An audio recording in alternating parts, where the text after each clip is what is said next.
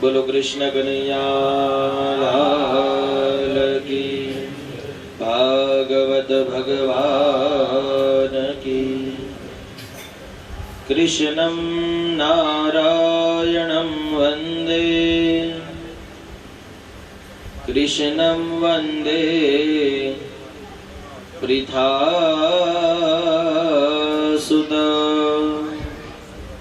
कृष्णं द्वैपायनो वन्दे, कृष्णं वन्दे पृथासुत,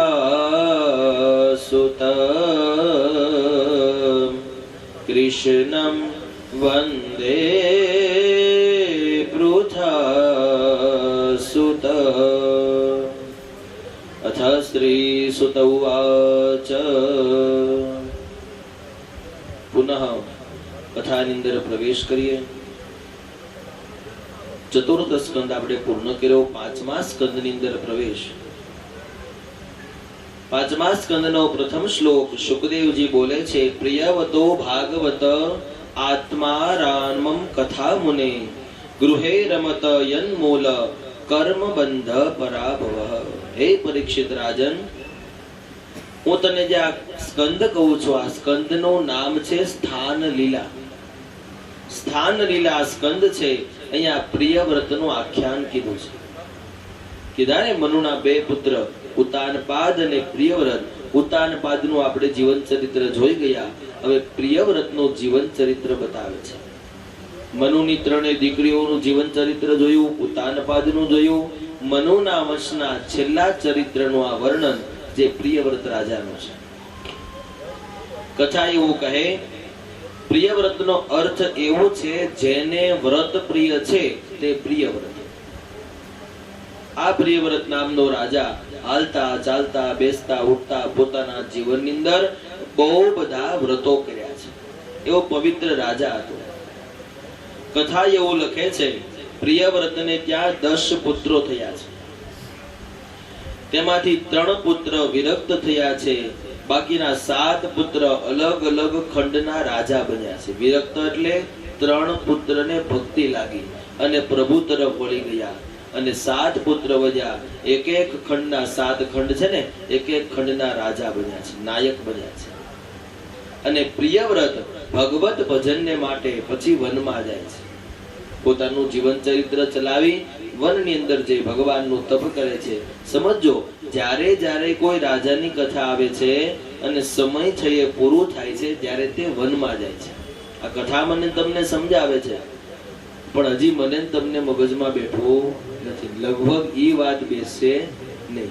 52 તો જે આપણે હમાનમાં થાય, વનમાં કેમ જાવે થાય ને આવું? હે 52 વર્ષના આજુબાજુ થઈ ત્યાંથી આમ પગાર આવવાનું શરૂ થાય છોકરાનો, પછી આ બધું મૂકવું બહુ કઠિન લાગી જાય।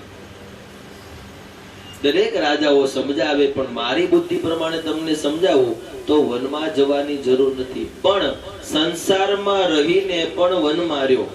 કઈ રીતે? 52, 55, 60 વર્ષ સુધી જાવ ને, પછી જે કાંઈ તમારી ક્રિયાઓ હોય ને એ દીકરાને સોંપી દેવી પડે, એને વનમાં ગયા કહેવાય। સમજો, આજે આપણે કઈ 150-200 કિલોમીટર વનમાં જાય, વલસાડ બાજુ ત્યાં રહેવા મળી એવું નથી કહેતો। તમારી જે કાંઈ પરાકાષ્ઠા આખા જીવન ચરિત્ર ગોઠવેલું હોય એ તમારા સંતાનને સોંપો, અને પછી એમાં વગર કારણે માથું નહીં મારો, એટલે તમે વનમાં ગયા બરાબર છો। બરાબર ને?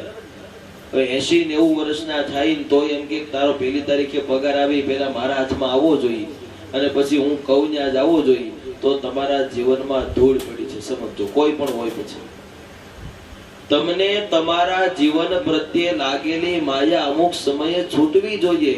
એ માયાને છોડાવવાને માટે વૃદ્ધાવસ્થા આવે છે, પણ આપણે જેમ જેમ વૃદ્ધાવસ્થા આવે ને માયામાં વધારે ધકેલાય છે, વધારે મોહ જાગે છે, વધારે સંશય લાગે છે। અહીંયા પ્રિયવ્રત નામના રાજાને ભગવત ભક્તિ લાગી છે, તે વનમાં ગયા। પ્રિયવ્રતના પુત્ર હતા તે આગ્નિદ્ર થયા। સાંભળજો, આગ્નિદ્ર ના લગ્ન પૂર્વચતી સાથે થયા। આગ્નિદ્ર અને પૂર્વચતી થી નાભી નામના રાજા થયા। આ નાભી નામના રાજાના લગ્ન મેરુ દેવી સાથે થયા। નાભી અને મેરુ દેવીથી ઋષભદેવનો જન્મ થયો, જે ભગવાનના 24 અવતારમાંથી એક છે, જે દેવ અવતાર છે. કથા એવું લખે છે, નાભી અને મેરુ દેવી પૂર્ણ પતિવ્રતા ધર્મ પાળ્યો. મેરુ દેવીએ, નાભી રાજાએ પૂર્ણ ભગવાનની ભક્તિ કરી. આમનામ ભગવાન આવતા નથી, સમજો. આટલું સહેલાથી હું બોલી દઉં છું, તમે સાંભળી લ્યો છો કે આના ઘરે ભગવાન આવ્યા. એના માટે હજારો જન્મના પુણ્યની જરૂર પડે છે. માતા પિતા બનવા માટે પણ તમારામાં પુણ્યપણું હોવું જોઈએ, ત્યારે તમારા ઘરે સંતાન પ્રાપ્તિ થાય છે. અને આ તો દેવ લાવવાના છે. નાભી રાજા અને મેરુ દેવીએ ખૂબ તપ કર્યું છે. ભગવાન પ્રસન્ન થયા છે અને તેના ઘરે ભગવાન બાળક બનીને પધારે છે. દેવલોકમાં ખબર પડી કે નાભી અને મેરુ દેવીની ત્યાં ઋષભદેવનો અવતાર થયો છે. દેવતાઓએ દુંદુભી નાદ વગાડ્યા છે અને જયકાર કર્યો છે. બોલો ઋષભદેવજી મહારાજ કી. સમજવા જેવી વાત, કદાચ તમને ખ્યાલ હોય કે ન હોય, ઋષભદેવજી આ કલિયુગમાં કઈ જગ્યાએ પૂજાય છે, સમજો. અહીંયા કથા એવું લખે છે, જે જૈન વર્ણ છે, જૈન લોકો છે ને, એના જૈનાલયની અંદર જે પ્રથમ તીર્થંકર છે, પ્રથમ દેવ છે, એ ઋષભદેવજી છે. જેમ આપણે આપણા ધર્મની અંદર મંદિરની અંદર રામ અને કૃષ્ણને પધરાવીને પૂજા કરીએ છીએ, એમ જૈન લોકોની અંદર પહેલી વહેલી કોઈ પૂજા થઈ હોય તો તે ઋષભદેવજી મહારાજની થઈ છે. કથા એવું લખે, જૈનના 24 તીર્થંકરો થયા, અલગ અલગ 24 દેવતાઓ બતાવ્યા કે એક પહેલા પછી બીજા વારસમાં કોણ. એમ પહેલા વેલા જે તીર્થંકર હતા, પહેલા વેલા હતા, તે ઋષભદેવજી હતા. એની આ તરીકે ગણના કરવામાં આવે છે, એટલે સાક્ષાત દેવનો અવતાર છે. કથા એવું લખે છે, જ્યારે જ્યારે પૃથ્વી ઉપર કોઈ દેવે જન્મ લીધો ને, ત્યારે એની પરીક્ષા થઈ છે. કારણ કે દેવોને મોહ થયો છે કે આ ભગવાન હોઈ શકે, આવું જીવન જીવે દેવ હોઈ શકે. આવો મોહ આ સમયે ઇન્દ્રને થયો છે, સમજો કથા. ઇન્દ્રને એમ થયું કે આ ઋષભદેવજી છે એ ભગવાન ન હોઈ શકે, એટલે ઋષભદેવજીના રાજ્યની અંદર ઇન્દ્રએ વરસાદની વૃષ્ટિ કરી છે. ભાગવત કથા લખે, ઇન્દ્રએ 2 વખત વર્ષાની વૃષ્ટિ કરી છે આખા જીવનની અંદર. એક અહીંયા ઋષભદેવજીના રાજ્યની અંદર, અને આગળ કથા આવશે, લગભગ પરમ દિવસની કથા આવશે ગોવર્ધન પ્રાગટ્યની. એક વૃંદાવન ગોકુળ ગામની અંદર ઇન્દ્રએ વૃષ્ટિ કરી. અહીંયા ઇન્દ્રિય ખૂબ વર્ષાની વૃષ્ટિ કરી, ત્યારે કથા એવું કહે છે, ઋષભદેવજીએ પોતાના યોગ બળ દ્વારા આ વરસાદને ઉભો રાખી દીધો. એ યોગ અને બળ જોયું એટલે ઇન્દ્ર એ ઋષભદેવજીથી પ્રભાવિત થયા. અને કથા એવું લખે છે, ઋષભદેવે પોતાની દીકરી, ઇન્દ્રએ પોતાની દીકરી જેનું નામ હતું જયંતી, એ ઋષભદેવને પરણાવી છે કે તમારા કાર્યથી હું ખુશ થયો છું, મારી દીકરી તમારી સાથે પરણાવું છું. એટલે ઋષભદેવજી સાથે ઇન્દ્રની દીકરી જયંતીના લગ્ન થયા છે. જીવન વિતાવે છે. કથા એવું કહે છે, ઋષભદેવજીએ જન્મ લઈ દેવપણું પ્રાપ્ત કરી અને રાજધર્મ કોને કહેવાય એ સમજાવી ગયા છે. દરેક ભગવાને અલગ અલગ જન્મ લીધા, એનું કંઈક ને કંઈક તાત્પર્ય હતું. ઋષભદેવજીનો જન્મ લેવાનો તાત્પર્ય એ રાજધર્મ હતું, કે રાજાએ પોતાના ધર્મને કેમ ચલાવવો જોઈએ. તો જો દરેક માણસનો એક સમય રાજા બનવાનો આવે છે, કઈ રીતે? એવું નથી કે મોટું નગર હોય એનો રાજા હોય એ રાજા. સમજો, મારી બુદ્ધિ પ્રમાણે કહું તો તમારું 5, 10, 15 જણાનો પરિવાર છે, એમાં તમે વડીલ છો તો ત્યારે તમે રાજા છો. અને રાજાની 2 ફરજ હોય છે, ક્ષમા પણ આપવી જોઈએ ને દંડ પણ દેવો જોઈએ. ઘણા વડીલો એમ કે હું કહું એટલું જ થાય, ખાલી દંડમાં જ માનતા હોય ને ક્ષમામાં ન માને તો આને રાજધર્મ ન કહેવાય. અને રાજા જો એકલી ક્ષમા આપવા જાય અને પ્રજાને દંડિત ન કરે તો એ ધર્મ ન ચાલે. એટલે દરેક જીવને, અત્યારે કોઈ વડીલ હોય તો તમે તમારા ઘરના રાજા કહેવાય. તમારા દીકરા મોટા થાય ને એના દીકરા થાય ત્યારે એ રાજા બનશે. એ ઘરનો જે પરિવારનો મુખ્ય વ્યક્તિ હોય એને રાજધર્મ પાળવો જોઈએ. રાજધર્મની અંદર તમારે ઘણું બધું સોચવાનું પણ થાય, ઘણું બધું પરિવારનું સાંભળવાનું પણ થાય. માતા પણ સંભળાવે, પુત્ર પણ સંભળાવે, પત્ની પણ સંભળાવે. આ બધાનું સાંભળીને ચાલે ને એ પોતે રાજા છે. ને રાજા છે એ ભગવાન કૃષ્ણ છે. કૃષ્ણ સમજાવે છે ગીતાજીની અંદર ને ભાગવતમાં પણ કે અમે બધું જ સહન કર્યું છે. રાજધર્મ જ્યારે ભગવાને દ્વારકાની અંદર હોયગો ત્યારે ભગવાને પ્રજાને પણ સહન કરી છે, ભગવાને દુઃખ પણ સહન કર્યું છે અને ભગવાને સુખ પણ લીધું છે. એટલે ઘરનો જે મુખ્ય વ્યક્તિ હોય એના મનની અંદર એક કૃષ્ણ છે અને કૃષ્ણનું જીવન જીવવું જોઈએ. એમ અહીંયા ઋષભદેવજી રાજધર્મ સમજાવે છે. ઋષભદેવને જૈન તીર્થંકરોની અંદર કેસરયાજી પણ કહેવામાં આવે છે, આવું ભાગવત લખે છે. જ્યારે ધનતેરસ હોય, ધન્વંતરી, ત્યારે તેમની પૂજા કરવામાં આવે છે.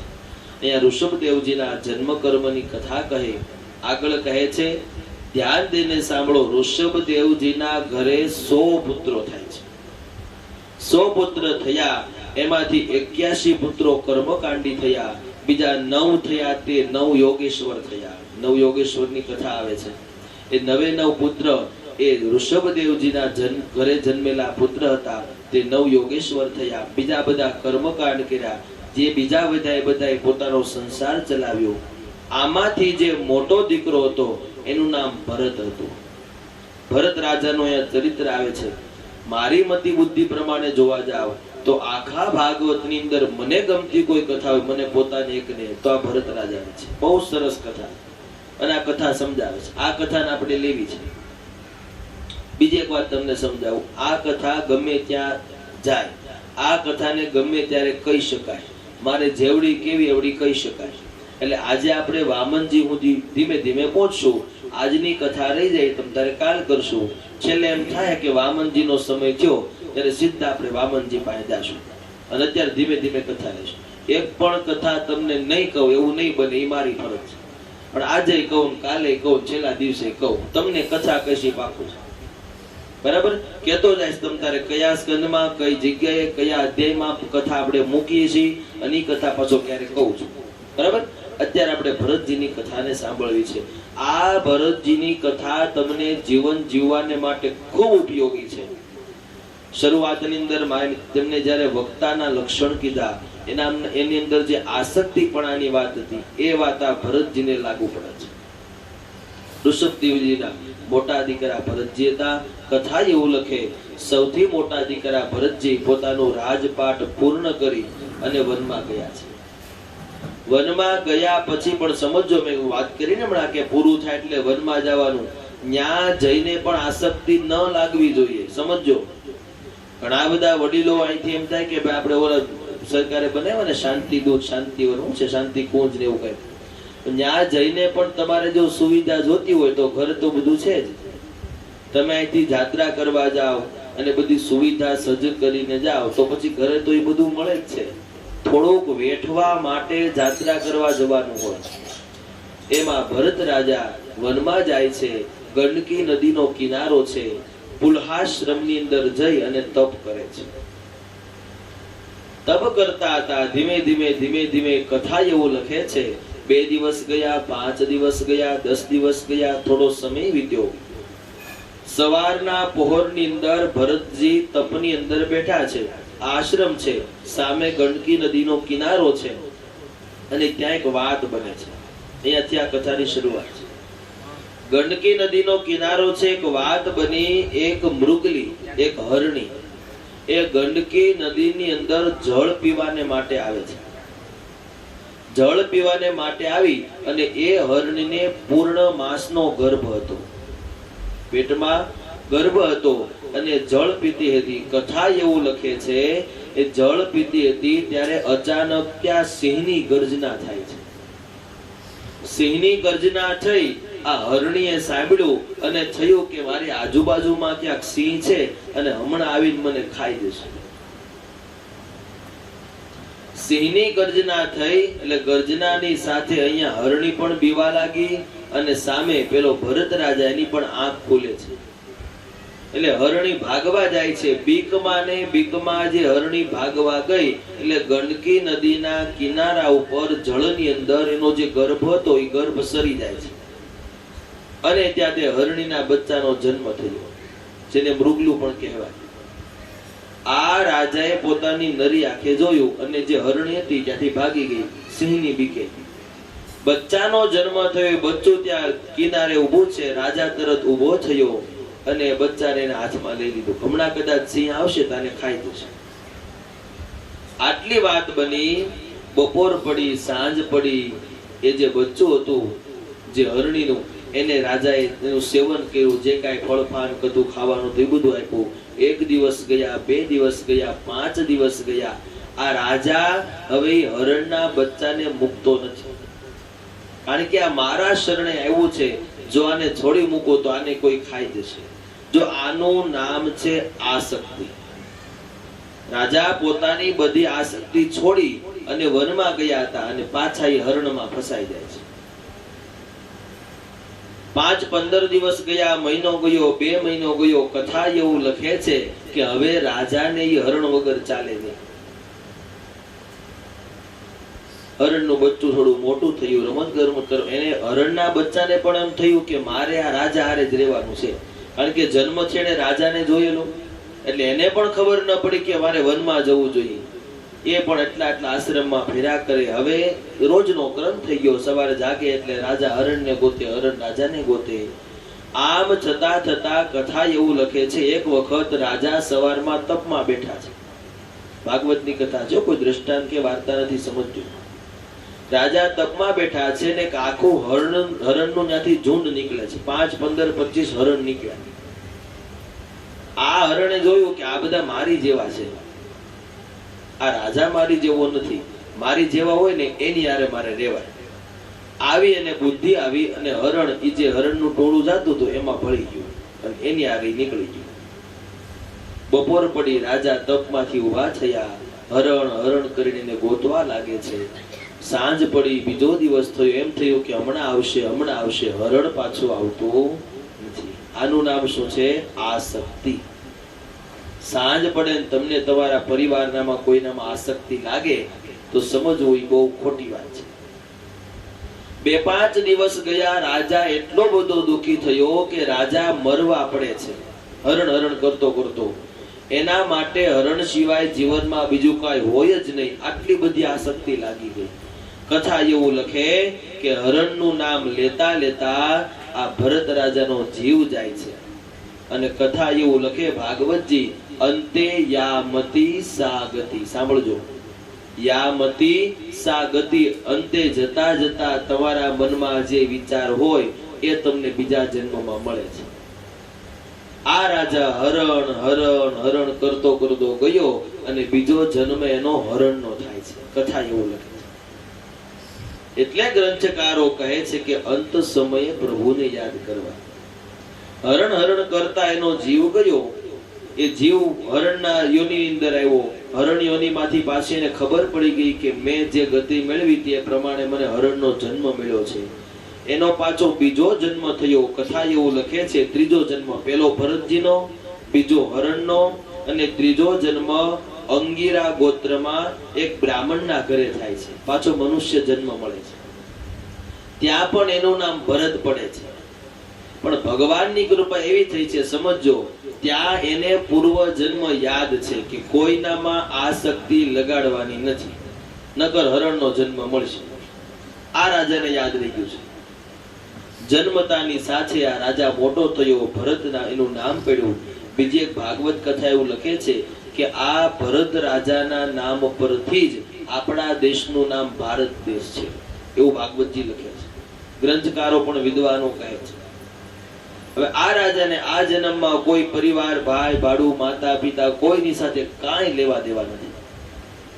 ખાલી ભગવાનની સાથે જોડાઈને રહેવાનું છે. એક પણ વસ્તુમાં આસક્તિ લાગવી જોઈએ નહીં. જો આસક્તિ લાગી ગઈ તો ભગવાન મળાશે નહીં. આપણે બધા કાંઈક ને કાંઈક આસક્તિમાં લાગી ગયા છે. મારે મારા પુત્ર વગર નહીં ચાલે, કોકને એમ છે મારે મારી પત્ની વગર નહીં ચાલે, કોકને એમ છે મારે મારા ગામ વગર નહીં ચાલે. આમ વિચારતા માણસ વયો જાય છે અને આસક્તિ છૂટતી નથી. કથા એવું લખે, આ ભરતજીને આસક્તિ લાગી એટલે પછી સમાજની અંદર બધાને ગાંડો ગણે છે. આપણે જ છીએ. કોઈ બહુ વધારે માણસ ભક્તિ કરે, આપણે શું કહીએ, એ ગાંડો છે, નગરું ભગવાનનું ભજન કર્યા કરે, નગરી ભક્તિ કરે, જ્યાં જવું હોય પગે લાગતો હોય, જ્યાં જવું ત્યારે ભગવાનનું નામ લે તો એ ભગત થઈ ગયો છે, આપણે કહીએ ને. એમ ભરતજીની ગામની અંદર ચર્ચા થવા લાગી કે આ તો નકરી ભક્તિ કરે છે, કોઈ પણ કપટ કરવાનું કે કોઈ ખોટું બોલવાનું કે તો કઈ કરે નહીં.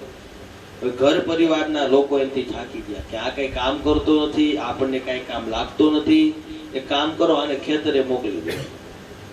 ભરતજીને ખેતરે મોકલે છે અને કીધું તારે કાંઈ કરવા નથી, ખાલી કાંઈ પશુ પક્ષી આવે ને તારે એને ઉડાડવાના છે, અનાજ ખાવા ન જોઈએ, એટલું ધ્યાન રાખજે. ન્યારે ભરતજીને ન્યા મોકલ્યા છે, પણ ભરતજીને તો પશુની અંદર, પક્ષીની અંદર, તત્વની અંદર જ્યાં જોવો ત્યાં ભગવાન દેખાય છે. અને એમાં પશુ પક્ષીઓ આવે છે, એ બધું અનાજ જે પાકેલું હોય ખાય છે, કોઈને ના પાડતા નથી. ભરતજીનો એક જ ક્રમ હતો કે રામ કી ચિડિયા રામ કા ખેત ખાઈયો ચિડિયા ભર ભર પેટ. તમાર આ ભગવાને ચકલી રામે બનાવી, ખેતર એ રામનું છે, તમે ખાવ તમે મોજ કરો માં, હું કોણ ના પાડવા વાળો.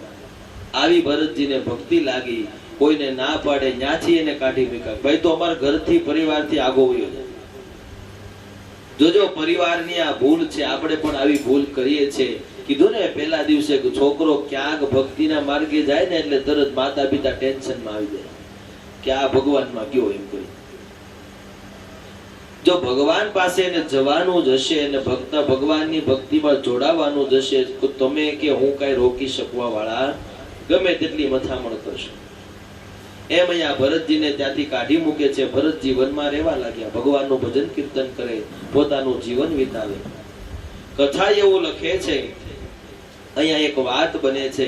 ભરતજીનું શરીર હૃષ્ટપુષ્ટ હતું. એક ભીલોનો રાજા એ નગરની અંદર દેવીનો યજ્ઞ કરતો હતો.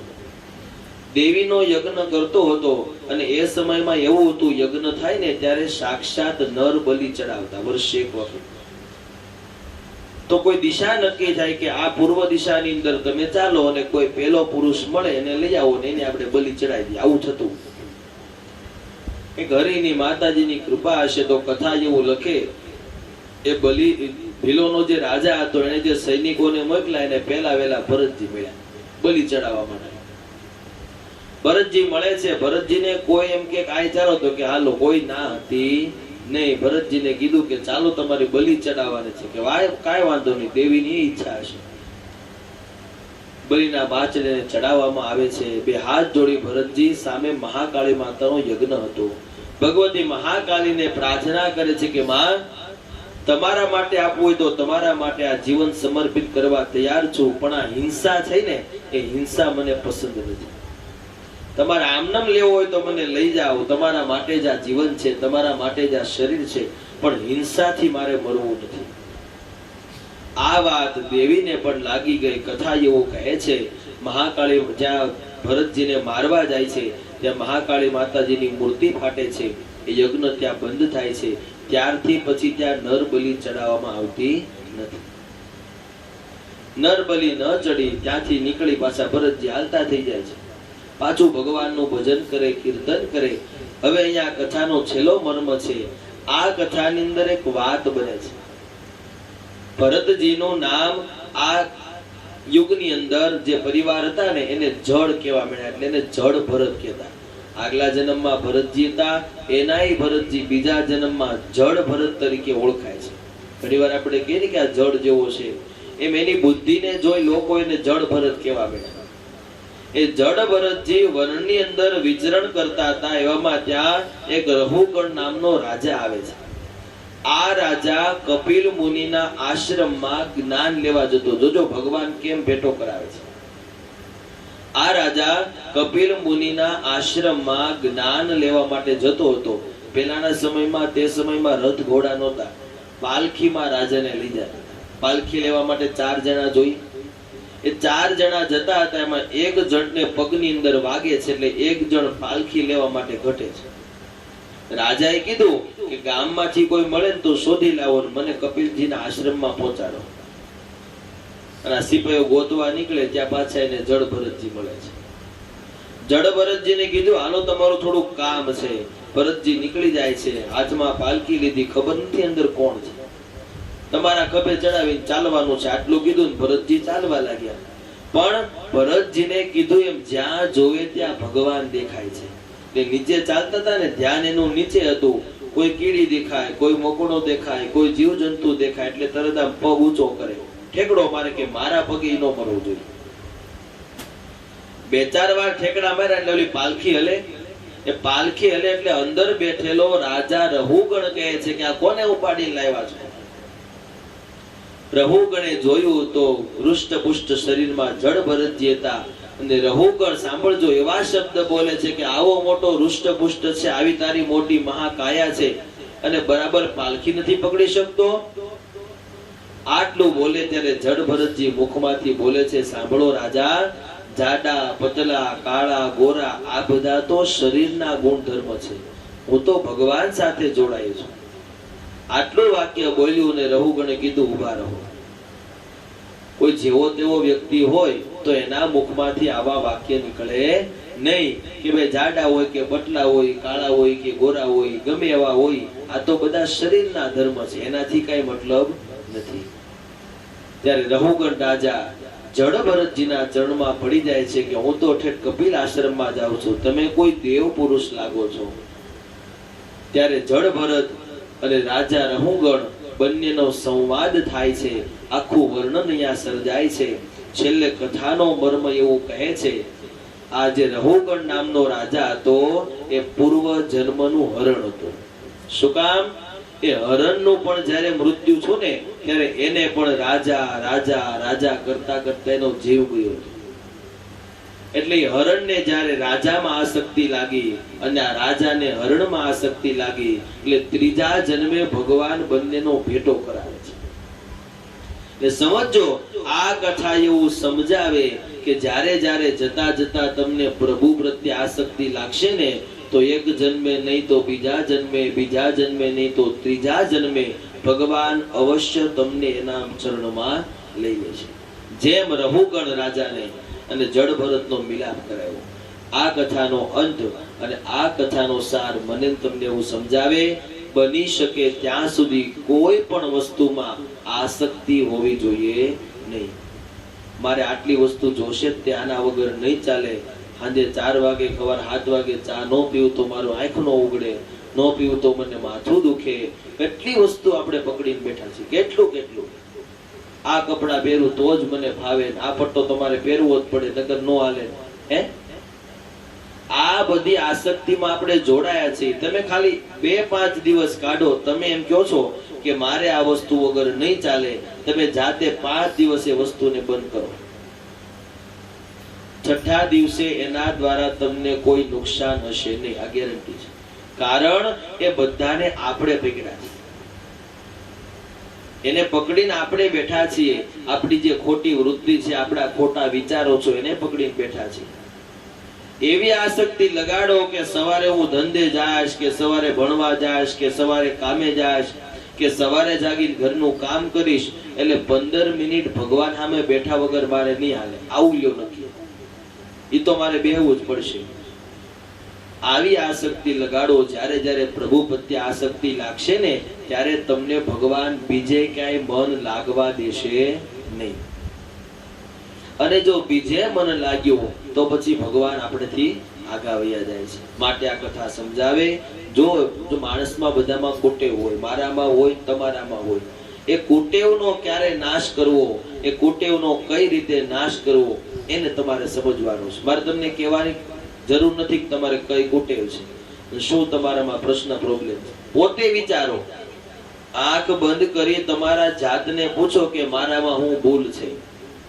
રોજ માણસે પોતાનામાં એક ભૂલ શોધવી જોઈએ અને જાશો ને અંદર એટલે તમને તમારી ભૂલ મળશે. એને સુધારવાનો પ્રયાસ કરો એટલે તમારું ઘર સુધરશે, તમારો સમાજ સુધરશે અને આ જગત સુધરશે. જડ ભરતજીની કથા અહીંયા પૂર્ણ. 5મા સ્કંદની કથા પણ અહીંયા પૂર્ણ. આવો સૌ સાથે મળી 5મા સ્કંદની કથા ભગવાનના ચરણોમાં અર્પણ કરીએ.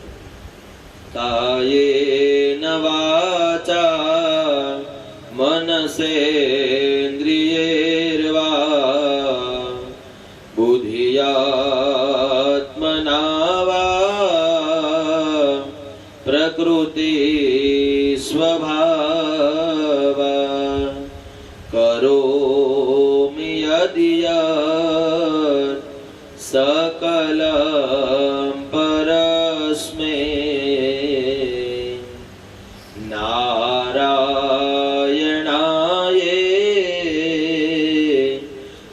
समर्पयामि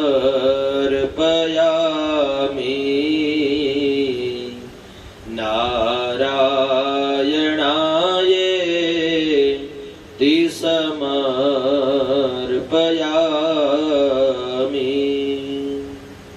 પાંચમા સ્કંદની કથા ભગવાનના ચરણો મારફત સમજો. ટકોર કરું છું દરેક સ્કંદે. મહાત્મય પહેલો, બીજો, ત્રીજો, ચોથો ને 5 સ્કંદ પૂરા થઈ ગયા. હવે જો ભાગ્યમાં હશે તો ક્યારેક તમને આ સ્કંદ સાંભળવા મળશે. મારા ભાગ્યમાં હશે તો મને ક્યારેક વાંચવા મળશે.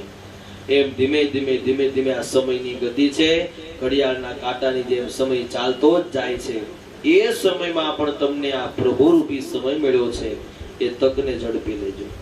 હજી પણ જો તમારું મન આમાં ન બેઠું હોય તો પ્રભુની સાથે ચિત્ત જોડજો. પરિવારજનો પણ જો કે થોડીક દુવિધાને લીધે તમે આમંત્રણ નથી આપી શકતા, લાભો નથી કરી શકતા. જે કાંઈ શેરી અને પરિવારજનોને જે કાંઈ આ લાભ મળ્યો છે દરેક લાભને તમે પણ સ્વીકારજો. પધારો દાદા. આપણા આંગણે અતિથિ પધાર્યા, બ્રાહ્મણ પધાર્યા. સદભાગ્ય છે. ગોરાણી કાલ લાવવા આજ કહેતા આવ્યો છું. કાલ તમારે બધા આવવાનું છે. 5 સ્કંદ પૂરા થયા. 6થા સ્કંદની અંદર આપણે પ્રવેશ કરીએ. સુદજી શુકદેવજી મહારાજ પરીક્ષિતને કહે છે, નિવૃત્તિ માર્ગ કથિત આદો ભાગવતી યથા કર્મયોગોપલબ્ધેન બ્રાહ્મણ યદ સંસ્કૃતિ. સાંભળ રાજન, એક બ્રાહ્મણ તત્વ થઈ અને બ્રાહ્મણ દ્વારા એને પ્રભુની પ્રાપ્તિ કઈ રીતે કરી એની તને કથા કહું. અહીંયા પ્રભુ કથા કહે છે. આ જે અધ્યાય છે, આ જે સ્કંદ છે, આને પોષણ લીલા કહેવામાં આવે છે. આ સ્કંદનું નામ પોષણ લીલા છે. આપણે જે કથા તરફ જઈ રહ્યા છીએ આ કથાનું નામ અજામિલ આખ્યાન છે. અજામિલ આખ્યાન, અજામિલ ચરિત્ર પણ આને કહી શકાય. એ કથાની અંદર આપણે પ્રવેશ કરીએ. ખૂબ સમજવા જેવી કથા. એક પણ કથા એવું ન કહી શકો કે આપણા કામની નથી. બધી જ કથા મને તમને લાગુ પડે છે.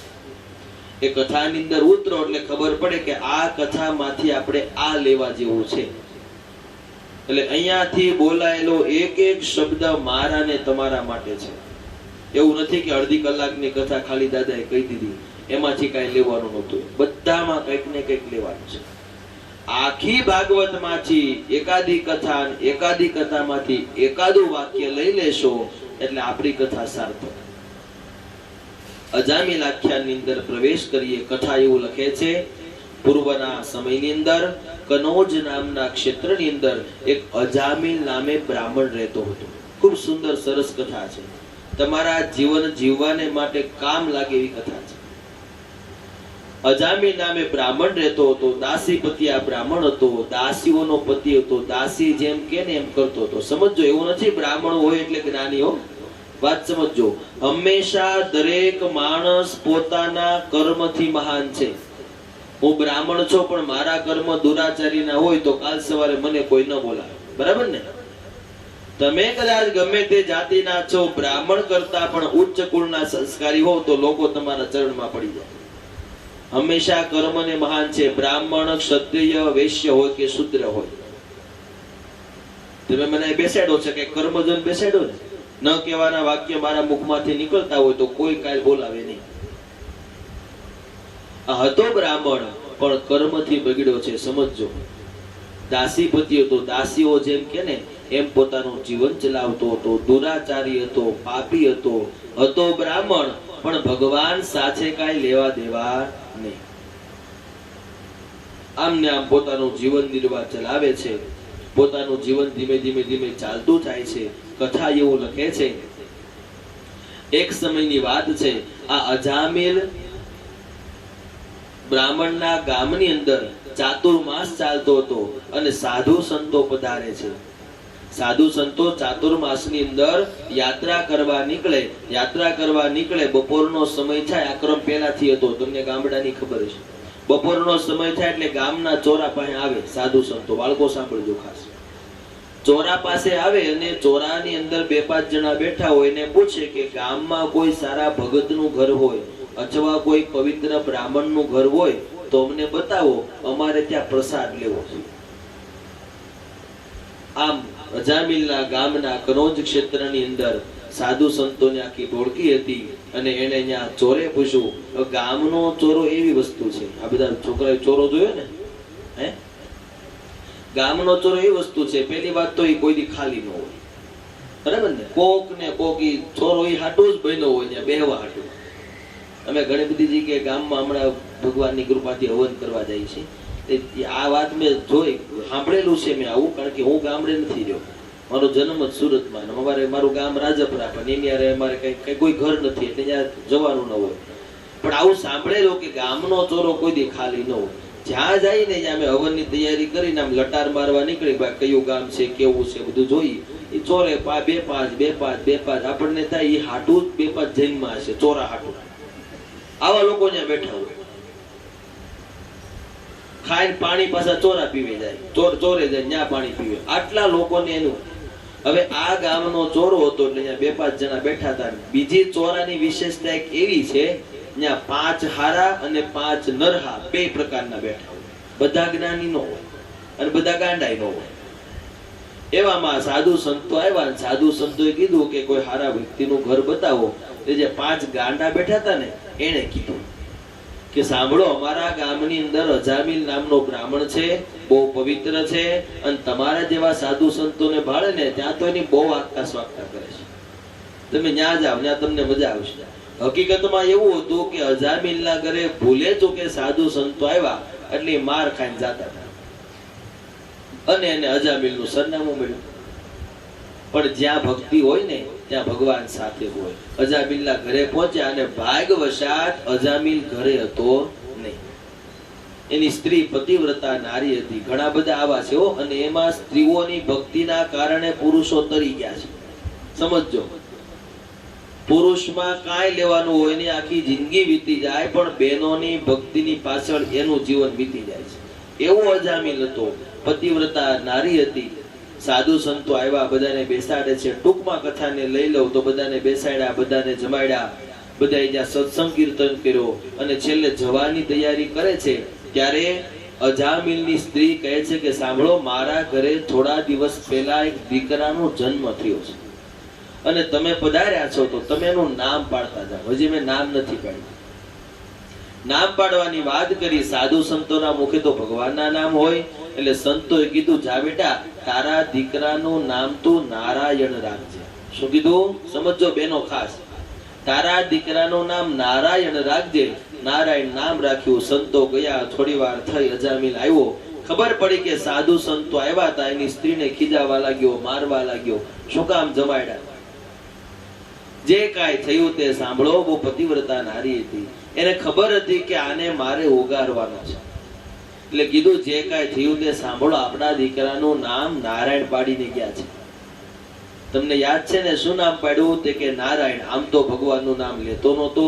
દીમાં 5 વાર એની પત્ની પૂછે, નામ યાદ છે ને? તમને કોઈ પૂછે તો કેજો, શું નામ છે બોલો? તો કે નારાયણ. ભાઈ ખબર છે મને, નારાયણ નામ રાખ્યું છે. આમ અજામિલ પોતાનું જીવન વિતાવે. ટૂંકમાં કથા કહું તો અજામિલને અંતે વૃદ્ધાવસ્થા આવે છે. અજામિલ ખાટલાવશ થયો. અજામિલને એમ થયું કે અંત અવસ્થા આવી ગઈ છે, છેલ્લી ઘડી છે અને મારે મારા દીકરાને મળવું. જોજો, છેલ્લી ઘડી આપણે એવું વિચારતા હોય કે ભગવાનને યાદ કરશું. આખી જિંદગી જો યાદ કર્યા હોય ને તો જ ભગવાન મળ્યો અને તો જ ભગવાનનું નામ યાદ આવે. ઘણા બધા એવા છે, બધા આખી જિંદગી મજા આવી કરશું, ખાટલા પડશું એટલે ભગવાનના 2-5 નામ લઈ લેવું એટલે ભગવાન મળી જશે. તમે ધારો છતાં પણ તમારા મુખે ભગવાનનું નામ આવતું નથી. શું કામ? કે તમે ભગવાનને અડા જ નથી. આખી જિંદગી ક્યાંથી નામ યાદ આવે? એમ અજામિલને પણ ભગવાન તો યાદ આવ્યા જ નથી. અંત સમયે એને દીકરો યાદ આવે છે. એટલા માટે કહેવાનું છે કે તમે ટેવ પાડો, હાલતા ચાલતા ભગવાનનું નામ લેશો અને ક્યારેક એમ થઈ જાય કે હવે મને એમ થાય છે કે હું વયો જઈશ, અને જો ભગવાનનું નામ લેવાઈ જશે. આપણા મુરબ્બી નારાયણ સ્વામી બહુ સારા ભજન ગાતા. એનું એક ભજન લખેલું છે કે ગોવિંદ નામ અનેક લેકર જબ પ્રાણ તન સે નીકળે. ભગવાન તમારી પાસે એટલું જ માંગુ છું, જ્યારે મારા પ્રાણ નીકળે ને ત્યારે મારા જીભની અંદર, મારા કંઠની અંદર ગોવિંદનું નામ હોય, મારે બીજું કાંઈ જોતું નથી. યમુના કા તટ હો મેરા સાવરા નિકટ હો. સાવરા એટલે ભગવાન કૃષ્ણ. મારા ભગવાન મારી સાથે હોય. એમ અહીંયા અજામિલને ભગવાન યાદ નથી આવ્યા, દીકરો યાદ આવ્યો છે. તમને પણ એક ટકોર કરું છું, જો આવું વિચારશો કે અંત સમયે ભગવાનનું નામ લેશું, એમ ભગવાન યાદ આવતા નથી. એક નાનું દ્રષ્ટાંત મને યાદ એવું, છેલ્લા સમયે નામ લેવા માટે કે કેમ ન આવે. એક દાદા હતા, એને આખી જિંદગી ભગવાનનું ભજન જ ન કર્યું. આખી જિંદગી પ્રભુ કોણ છે, ભગવાનનું છે, હરિનું નામ છે, કાંઈ નહીં, નકરું કમાણા, છોકરા સૈયા બધું ધ્યાન દીધું. વૃદ્ધાવસ્થા પામી. દાદાને 4 દીકરા, 4 દીકરા મૂંઝાણા કે દાદાએ આખી જિંદગી ભગવાનનું ભજન નથી કર્યું. આપણે ગમે એટલાની વાહે પાણી ઢોળ કરશું, ગમે એટલા ભજન કીર્તન કરશું, આપણને નથી લાગતું કે આને મોક્ષ મળે. એટલે જો જતા જતા જો ભગવાનનું નામ લેવાઈ જાય ને તો એને મુક્તિ મળે. હવે ખાટલા વચ્ચે દાદા બોલી શકતા હતા, પણ હવે કેમ ભગવાનનું નામ લેવડાવવું? એટલે છોકરાઓ કહે છે કે આપણે કંઈક ભગવાનનો ફોટો બતાવી તો કંઈક નામ લે, પણ નામ જ નથી લીધું, કયા ભગવાન કોણ છે એ ક્યાંથી ખબર હોય? સૌથી નાનો દીકરો હતો, એને એમ થયું કે ભાઈ આપણે ઘરના ખૂણાની અંદર એક રામસાગર પડ્યું છે, જે વાજિંત્ર વગાડવાનું આવે. એ રામસાગર દેખાડીને એ દાદાને ખબર છે કે આ રામસાગર છે. ઈ એને બતાવીને ઈ એમ કહેશે કે આ રામસાગર છે, તેમાં રામ નામ તો આવશે, અને રામ નામ બોલશે ને એટલે એને મુક્તિ મળી જશે. નાના દીકરા ખાટલામાં દાદા હુતા છે, બતાવ્યું, દાદા આને શું કહેવાય જોવો તો એમાંય પણ જો ભાગ હોય ને તો જ રામસાગર બોલાય. એટલે દાદા કહે છે કે આને તંબુરો કહેવાય.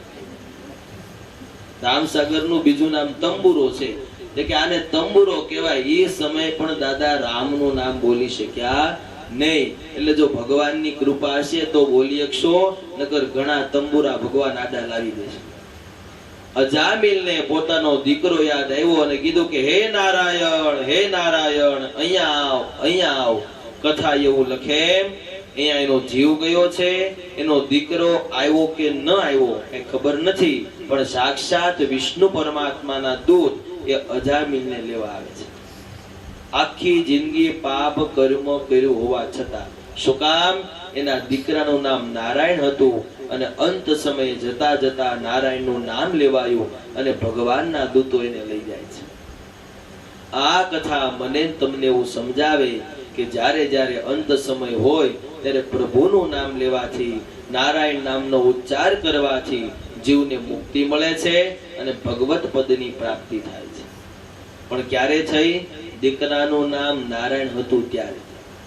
આ વાતથી આપણે કલયુગના હાલના માણસોએ પણ વિચારવું જોઈએ કે દીકરા દીકરીને નામ પાડો ને તો કઈક આવા ભગવાન ઉપરથી પાડો. આજથી તમારી પેઢી જોઈ 30-40 વર્ષની, તો ત્યારે નામ હતા, ભગવાનના નામ હતા, બહેનોના નામ પણ દેવી ઉપર પાડતા. હાલનો સમય તો ક્યાં ગયો છે ને હું નામ પાડે કઈ નક્કી જ નથી થતું. સિરિયલના નામ હોય એમાંથી નામમાં લેવી છે. કાંઈ કોઈ કયું નામ તમે પાડો છો, એ નામનો શું અર્થ છે કોઈને કઈ ખબર જ નથી. ઘણા અમને નામ પૂછે, દાદા અમારા દીકરાની દીકરી થઈ, દીકરો છે, એનું નામ પાડ્યું છે, એનો અર્થ શું? હવે એનો કઈ અર્થ જ ન થતો હોય એવા નામ પાડીને બેઠા હોય. અને એ સમયે તમે એક તો જોઈ વડીલ થાય એટલે નામ હારા ન લાગે, હે, અને અંત સમય હોય તો એ નામનો કઈ અર્થ કામનો નહીં. એટલે કથા એવું લખે છે, નામની અંદર અર્થનું મહત્વ છે. અને ખાલી નામથી પણ કાંઈ ન થાય કે ભાઈ આપણે નામ હારું પાડી દીધું, આ ગોરું થઈ ગયું એમ. કબીરજીની સાખીની અંદર એવું લખે છે કે નામ ઉપરથી સાખી બતાવી છે, સમજવા જેવી વાત છે કે ખાલી નામને પકડીને જીવનમાં ચાલવું જોઈએ નહીં. નામ ઉપર એવી સાખી છે કે લક્ષ્મી વેચે લાકડા, ધનપાલ માગે ભીખ, અમર હતો તે મરી ગયો, ભલો ઠન ઠન પાલ. આની પર આખી એક કથા છે, ટૂંકમાં તમને સમજાઈ દઉં. લક્ષ્મી વેચે લાકડા, ધનપાલ માગે ભીખ, અમર હતો તે મરી ગયો, મારે ભલો ઠન ઠન પાલ. એક રાણી હતી, એના રાજાનું નામ હતું ઠન ઠન પાલ. શું?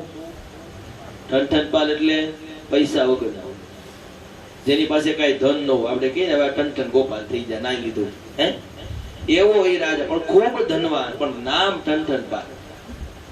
એક સમયે લગ્ન થયા, ઘણા વર્ષો વીતી ગયા, છોકરા છૈયા થયા અને રાણીને વિચાર આવ્યો કે આ કોક મને પૂછે કે તારા પતિનું નામ હું, મારે એમ કેવું ઠનઠન પાલ કેવું ખરાબ લાગે.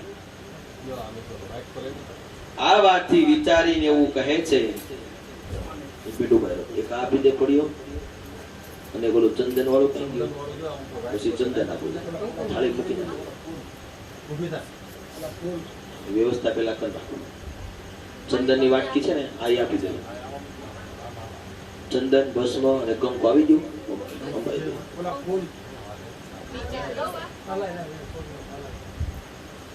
મૂકી દે વાટકો આવે છે.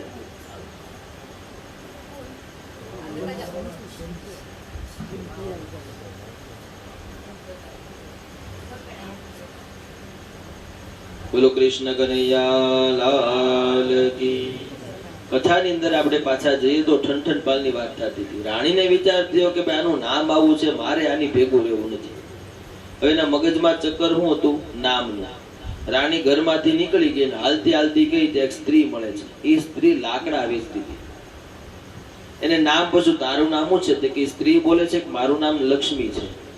લક્ષ્મી એટલે સાક્ષાત ધનનો અવતાર. રાણીએ વિચાર કર્યો, નામ લક્ષ્મી છે તો લાકડા વેચે છે, છતાં પણ હજી કઈ મગજમાં ન બેઠું. થોડીક આગળ ગઈ, લક્ષ્મી વેચે લાકડા, ધનપાલ માગે ભીખ. એક ભિખારી મળે છે. એ ભિખારીએ રાણી આગળ હાથ લાંબો કર્યો. રાણીએ કઈક પૈસા આપ્યા, પછી પૂછ્યું તારું નામ શું છે? હવે નામથી જ મતલબ હતો એને. તારું નામ શું છે? તો ભિખારી એમ કહે છે મારું નામ ધનપાલ છે. ધનપાલ એટલે ધનનો પતિ. વિચારી ન શકે એટલું ધન હોય એનું નામ ધનપાલ હોય. આ તો ભીખ માંગતો હતો.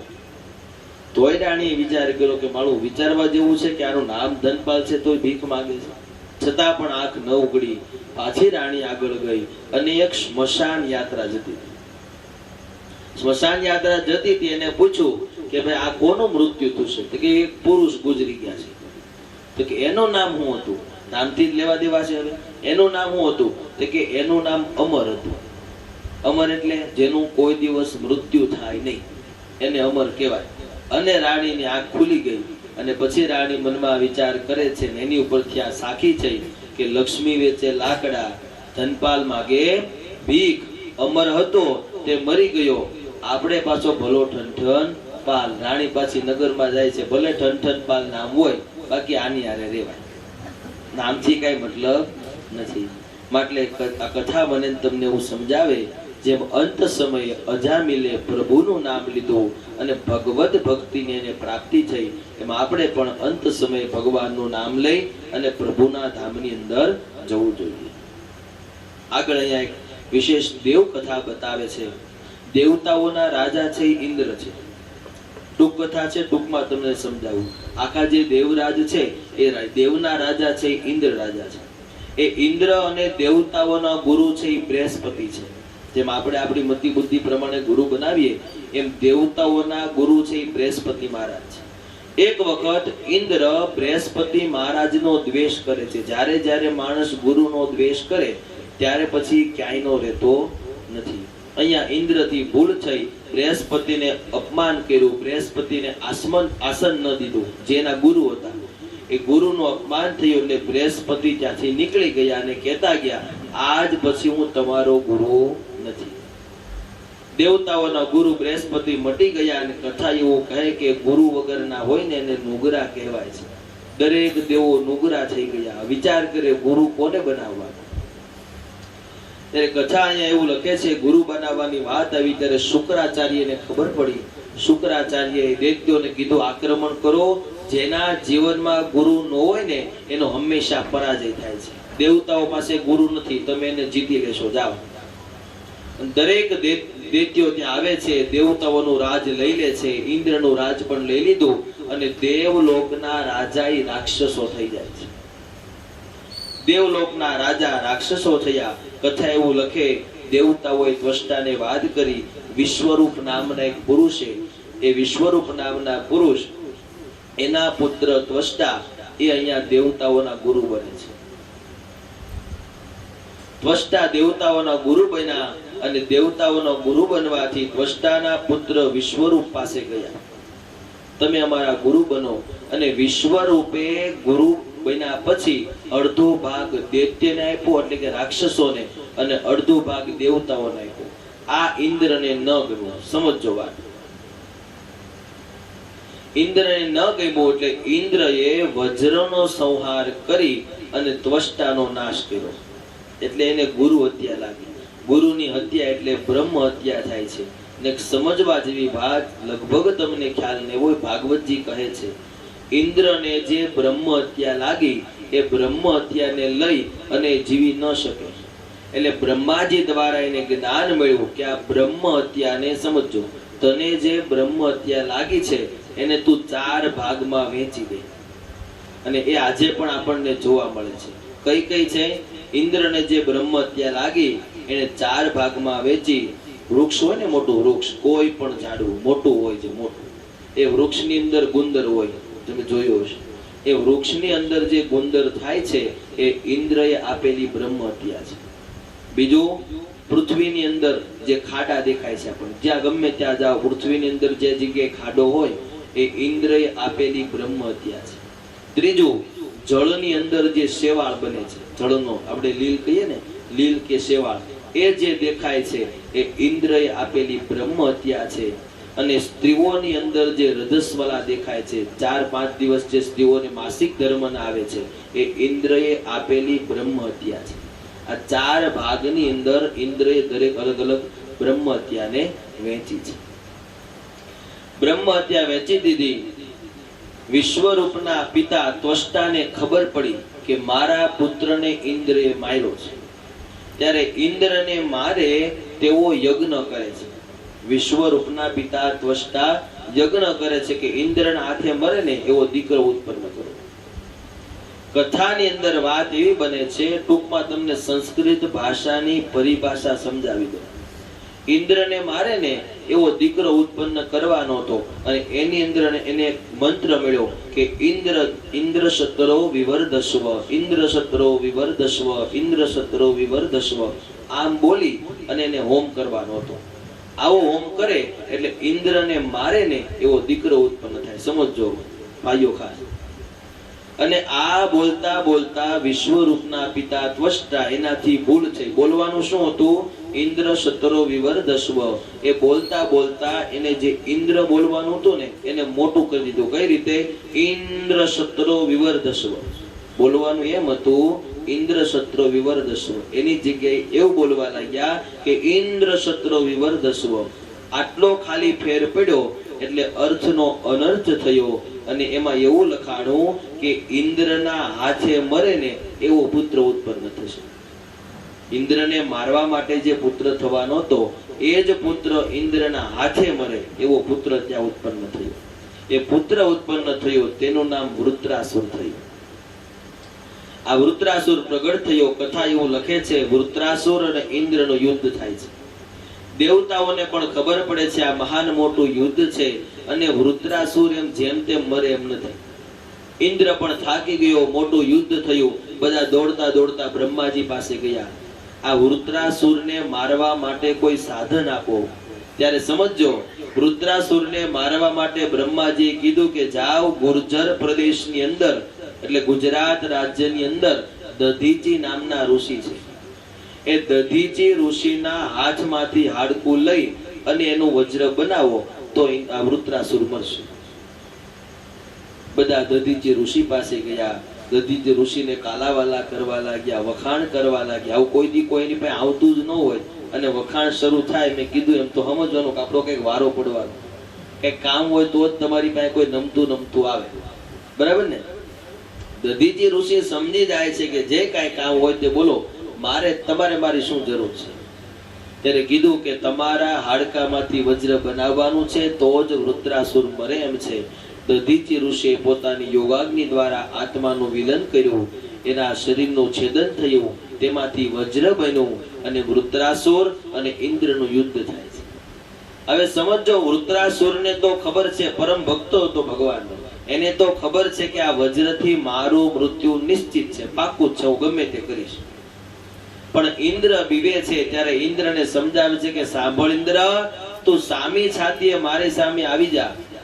મને તો મારું મોત દેખાય જ છે, તું શું કામ બીવે છે, તારી જીત પાકી છે.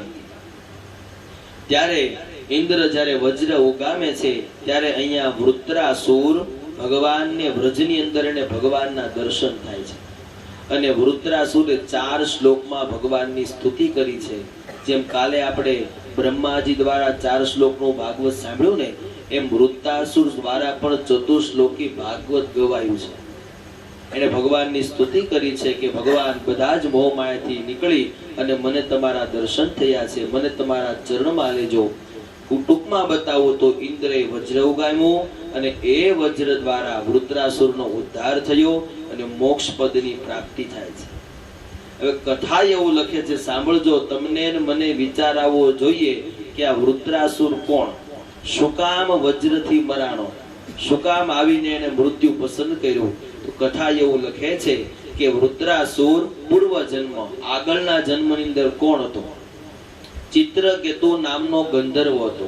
જે દેવતાઓ સાથે રહે ને એને ગંધર્વ કહેવાય. એ ચિત્રકેતુ નામનો ગંધર્વ હતો અને શિવ અને પાર્વતીની એને નિંદા કરી. ભગવાન શંકર પાર્વતીજીને કૈલાસમાં પોતાના ખોળે બેસાડીને બેઠા હતા ત્યારે આ ચિત્રકેતુએ કીધું હતું કે આ દેવ થઈને સતી પાર્વતીને ખોળે બેસાડ્યા છે. ત્યારે માતાજીએ શ્રાપ આપ્યો છે કે જા, તે અમારા શરીરને જોયા છે એટલે તને શ્રાપ આપું છું, તું અસુર યોનિમાં જન્મ દે, રાક્ષસી યોનિમાં તારો જન્મ થશે. અને પછી વરદાન આપ્યું હતું કે દેવ ઇન્દ્રના વજ્ર દ્વારા તને ભગવાનના દર્શન થશે અને તારો ઉદ્ધાર થશે. એ પૂર્વ જન્મનો ચિત્રકેતુ ગંધર્વ આ જન્મની અંદર વૃત્રાસુર થયો અને એનો ઉદ્ધાર થાય છે. આગળ કથા એવું લખે છે, 6થા સ્કંદની પૂર્ણાવતીમાં છેલ્લે એવું કહે છે, કશ્યપ ઋષિના પત્ની દીતિ દ્વારા પુત્ર પ્રાપ્તિ માટે પુંસ્વન નામનું વ્રત કરે છે. જે આપણે હિરણ્યાક્ષની કથા જોઈ ને, એ હિરણ્યાક્ષનો જે બીજો ભાઈ હિરણ્યકશિપુ હતો એની કથાની અંદર આપણે પ્રવેશ કરવો છે. એની કથા 7મા સ્કંદની અંદર આવે છે. 6થો સ્કંદ અહીંયા પૂરો થાય છે. આવો સૌ સાથે મળી અને 6થા સ્કંદની કથા ભગવાનના ચરણોમાં અર્પણ કરીએ.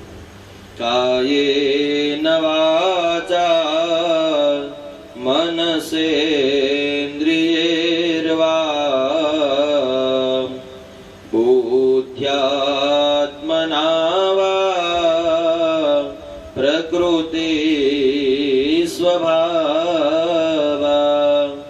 કરોમિ યદ્યત સકલં પરસ્મે નારાયણાયેતિ સમર્પયામિ, નારાયણાયેતિ સમર્પયામિ.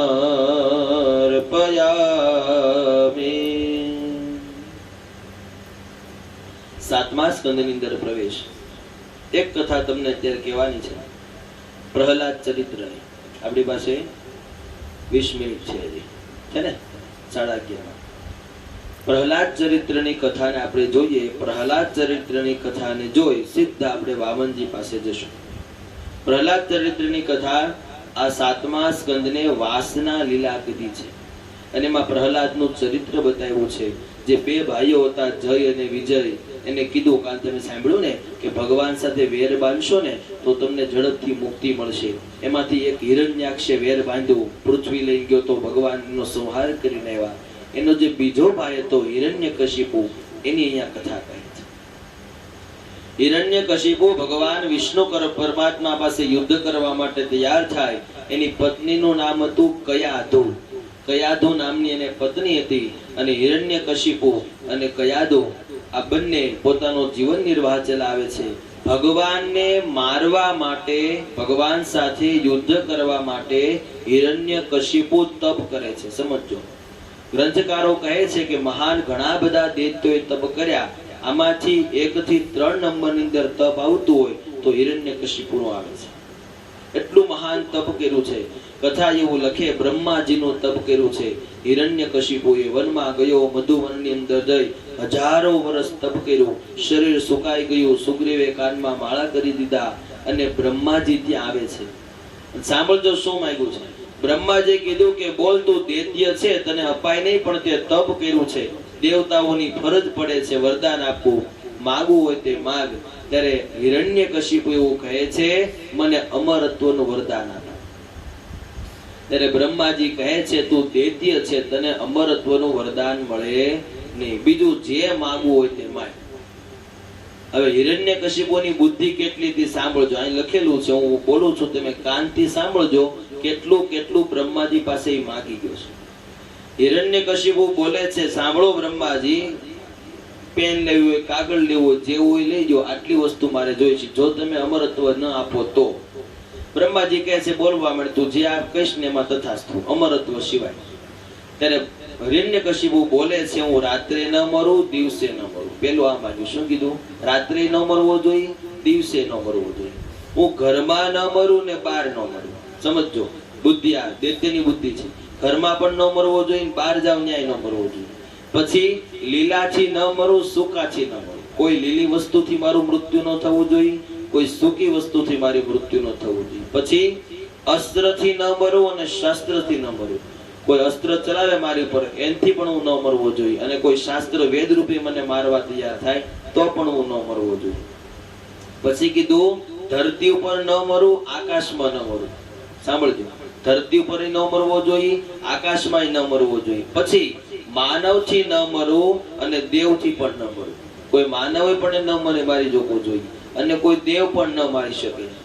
આટલું બધું કહેતા બ્રહ્માજી એક જ વસ્તુ કીધું, જા તથાસ્તુ. તે જે માંગ્યો ને બધું તને દીધું. તને કેમ મારવો, કઈ રીતે તારો સંહાર કરવો, એ અમારે નક્કી કરવાનું. આટલું બધું સાંભળે એટલે આપણને એમ થાય કે હવે કેમ મારશે. એ કથા આપણે અહીંયા જોવાની છે. હિરણ્યકશિપુ વરદાન લઈ પાછો ફર્યો, સમજે છે કે હવે કોઈ મને મારી શકશે નહીં. અહીંયા આવતા તેને ત્યાં પ્રહલાદ નામના દીકરાનો જન્મ થયો. ઓળખો છે ને પ્રહલાદ ને, બધા નામ સાંભળ્યું છે. પ્રહલાદનો જન્મ થયો. પ્રહલાદ મહાન મોટો ભગવાન વિષ્ણુ ભક્ત થાય છે. એટલો જ કટ્ટરવાદી એનો બાપ હતો, એને વિષ્ણુ ભગવાન હારે વેર હતું. એનો જ દીકરો અહીંયા ભગવાન ભક્ત થાય છે. જોજો, જેને જેનું સંતાન પોગે ને એને કોઈ ન પોગે. અને એનું સંતાન પોગ્યું કહેવાય. દુશ્મન હતો ને એને ભક્ત બનાવ્યા છે, ભગવાન બનાવ્યા છે. કથા એવું લખે છે કે હિરણ્યકશિપુ બહુ બધી પ્રહલાદને ભગવાનની ભક્તિ છોડાવવાના પ્રયાસ કરે છે. ઋષિ મુનિઓના આશ્રમમાં મોકલે તો ઋષિ મુનિઓને પણ ભગવાનની ભક્તિ કરાવતો લાગી જાય. સૈનિકોને કહે કે આને ભગવાનનું નામ બોલાવો, સૈનિકો બધા ભગવાનનું નામ બોલતા થઈ જાય. ઘણા દિવસ આવું ચાલે. પર્વત પરથી ને ગબડાવે છે, હાજીની નીચે ને કચડે છે, પણ દરેક સમયે ભગવાન એનું રક્ષણ કરે છે. દગદગતા અંગારા પર ચલાવે છે, ત્યાં પણ ભગવાન એનું રક્ષણ કરે છે. હિરણ્યકશિપુ આપ સૌને કથાનો ખ્યાલ છે. એની બેન હોળિકાને બેહાડે છે કે હું ચુંદડી ઓઢું ને તો મને વરદાન છે, મારા ખોળામાં પ્રહલાદને બેહાડી દે એટલે બળીને ભસ્મ થઈ જાય છે. ભગવાનની કૃપાથી એ ચુંદડી ઉડી ગઈ અને પ્રહલાદજીને ઓઢાડી દીધી, અને હોલિકાનું ત્યાં દહન થઈ જાય છે. આવા ઘણા બધા પ્રયાસ હિરણ્યકશિપુએ કર્યા, એ બધામાં ફેલ થાય છે. અંત સમયે પ્રહલાદથી હિરણ્યકશિપુ થાકી જાય છે ને એક સભા સત્ર ભરે છે. એ સભા સત્રની અંદર પ્રહલાદને બોલાવવામાં આવે છે અને કીધું કે આ જે આખો જે થાંભલો છે ને મહેલનો, એ થાંભલાને ગરમ કરો. દગદગતા અંગારા જેવો ગરમ કરે છે. અને પ્રહલાદને કહેવામાં આવે છે કે આ સ્તંભની અંદર જો તને તારા ભગવાન દેખાતા હોય તો તું આને ભેટી જાય. આ છેલ્લી પરીક્ષા હતી. પ્રહલાદને આવું કહેવામાં આવ્યું તો તું આને ભેટી જા. એટલે પ્રહલાદ બે હાથ જોડી ભગવાનને પ્રાર્થના કરે છે, પ્રભુ મને મારી ચિંતા નથી. સમજો બાળક, મને મારી ચિંતા નથી, પણ મારો આ બાપ તમારી અને મારી પરીક્ષા કરી કરીને થાકી ગયો છે. એક વખત તમે તમારા એને દર્શન કરાવો. ત્યારે પ્રહલાદજી બે આંખ જે બંધ કરી હતી આંખ ખોલે છે તો એ ધગધગતા અંગારા ઉપર સ્તંભ ઉપર કાળી કીડીઓ જતી હતી. એટલે પ્રહલાદને તો ખબર જ હતી કે હું આને ભેટી જાઉં કે ન ભેટી જાઉં, ભગવાન મને ઉગારવાના છે. દોડતા દોડતા જ્યાં પ્રહલાદ એ સ્તંભને ભેટવા જાય ત્યાં કથા એવું લખે, એ સ્તંભ આખો ફાટે છે. એ સ્તંભની અંદરથી ભગવાન ઋષિનું પ્રાગટ્ય થાય છે. સમજો, ઋષિ એટલે અડધા નર છે અને અડધું સિંહનું સ્વરૂપ છે. આવા ભગવાનનું પ્રાગટ્ય થયું. જે કાંઈ રાજ જોશીઓ હતા, બ્રાહ્મણો હતા, દેવતાઓ હતા, ગંધર્વો હતા, દુંદુભી નાદ વગાડ્યા. હિરણ્યકશિપુના રાજ્યની અંદર ભગવાનનો જયકાર થયો છે. બોલીએ શ્રી નરસિંહ ભગવાન કી. ભગવાન ખૂબ ક્રોધાયમાન છે, સિંહની ગર્જના કરે છે. ક્રોધાયમાન થયા છે, પ્રહલાદ પાસે નથી ગયા, સીધા જ હિરણ્યકશિપુ પાસે ગયા છે. સમજો, હવે ભગવાન એને મારવાનો છે અને બધા જ વરદાન એની પાસે છે. કઈ રીતે ભગવાન મારે છે? બધા જ વરદાન હતા. ભગવાને હિરણ્યકશિપુને પહેલા વેલા ઉમરામાં લીધો છે. એ શું બોલ્યો તો કે હું ઘરે ન મરું ને બહાર ન મરું. ઘરનો ઉમરો છે ને, એ ઘરમાં ન કહેવાય ને બહાર ન કહેવાય. પેલું વરદાન એનું ફેલ. પછી એવું બોલ્યો તો કે હું દિવસે ન મરું, રાત્રે ન મરું. ભગવાન જ્યારે એને મારે છે ને ત્યારે સંધ્યા કાળ હતો, એને દિવસ પણ ન કહેવાય, રાત્રિ પણ ન કહેવાય. પછી હિરણ્યકશિપુ એવું બોલ્યો તો હું લીલાથી ન મરું, સૂકાથી ન મરું. ભગવાને જે સિંહના નખ હોય ને એ લીલાય ન કહેવાય ને સૂકાય ન કહેવાય. એ નખ ભગવાને શસ્ત્ર બનાવ્યા છે. અસ્ત્રથી ન મરું, શસ્ત્રથી ન મરું. નખને અસ્ત્ર ન કહેવાય અને શસ્ત્ર પણ ન કહેવાય. દરેક વરદાન આની અંદર આવી ગયા. આકાશમાં ન મરું, ધરતી પર ન મરું. ભગવાને ગોઠણ ઊંચો કરીને ગોઠણ ઉપર એને બેસાડ્યો છે. એટલે ધરતીને અડેલો નથી ને આકાશને અડેલો નથી. દરેક વરદાન પૂરા થયા. ભગવાન કહે છે હવે તારી પાસે બાકી હોય તો બોલ. હિરણ્યકશિપુ સમજી જાય છે હવે મારો કાળ આવ્યો છે, મારાથી કાંઈ થશે નહીં. કથા એવું લખે છે ભગવાને ખૂબ મોટી ગર્જના કરી છે. પોતાના જે બે હાથના નખ હતા એ નખ વડે હિરણ્યકશિપુની છાતી ફાડી એને બ્રહ્મલોકની તરફ રવાના કરે છે. આ બાજુ પ્રહલાદ ભગવાનને શાંત પાડે છે, ખૂબ ગર્જના કરે છે. ત્યારે પ્રહલાદજી ભગવાન પાસે જઈ ભગવાનને શાંત કરે છે. ભગવાન ક્રોધાયમાંથી શાંત થયા છે. પ્રહલાદને આશીર્વાદ આપી અને ભગવાન અંતર ધ્યાન થયા છે. પ્રહલાદ ચરિત્રની કથા ભગવાને એને રાજગાદી આપી છે અને પ્રહલાદ પોતાનું ધર્મ બતાવે છે. પ્રહલાદજીએ રાજ ધર્મ કરી અને 4 પ્રસ્થા બતાવ્યા છે, 4 વર્ણ બતાવ્યા છે કે માણસે જીવનની અંદર બ્રહ્મચર્ય પાળવું જોઈએ, ગૃહસ્થાશ્રમ પણ પાળવો જોઈએ, સંન્યાસ આશ્રમ પણ પાળવો જોઈએ અને છેલ્લે વનમાં જઈ વાન પ્રસ્થાશ્રમ પણ પાળવો જોઈએ. આ દરેક કથાને બતાવી આગળ આપણે આ કથાની અંદર અહીંયા 7મો સ્કંદ પૂર્ણ થાય છે. 7મા સ્કંદની કથા આપણે ભગવાનના ચરણોમાં અર્પણ કરીએ. પછી 8મા સ્કંદમાં વામનજી પાસે પ્રવેશ કરશું. 7મા સ્કંદની કથા અહીંયા પૂર્ણ. આવો ભગવાનના ચરણોમાં અર્પણ કરીએ. કાયેન વાચા મનસેન્દ્રિયૈર્વા બુદ્ધિયાત્મના વા પ્રકૃતિ સ્વભાવા કરોમિ યદ્યત સકલમ પરસ્મૈ નારાયણાય સમર્પયામિ નારાયણાય સમર્પયામિ. 7 સ્કંદ પૂરા થયા. 7 સ્કંદ સુધીની કથા મેં તમને પૂરેપૂરી સંભળાવી. આ 7 સ્કંદમાં કોઈ કથા બાકી રહી નથી. હવે આપણે 8મા સ્કંદની અંદર પ્રવેશ કરવો છે. આની અંદર શરૂઆતની 2 કથા છે. એક કથા છે જેનું નામ છે ગજેન્દ્ર મોક્ષ. જો તમે આટલું ધ્યાન દઈને સાંભળો છો, મારામાં તમે રુચિ ધરાવી છે એટલે સત્યને લઈ તમને સાથે ચલાવવા એ મારી ફરજ છે. આ બધી ચોખવટ શ્રોતાને કરી શકાય નહીં. અહીંથી કઈ કથા કેવી અમારી ફરજની વાત હોય, પણ તમે મારી સાથે જોડાઈ ગયા છો એટલે તમને ચોખવટથી વાત કરું છું. 8મા સ્કંદમાં આપણે પ્રવેશ કરીએ છીએ. એમાં ગજેન્દ્ર મોક્ષની કથા આવે છે. અને સમુદ્ર મંથનની કથા આવે છે. એના પછીની ત્રીજી કથા આવે છે તે વામન ચરિત્રની કથા છે. 8મા સ્કંદમાં પ્રવેશ કરીએ.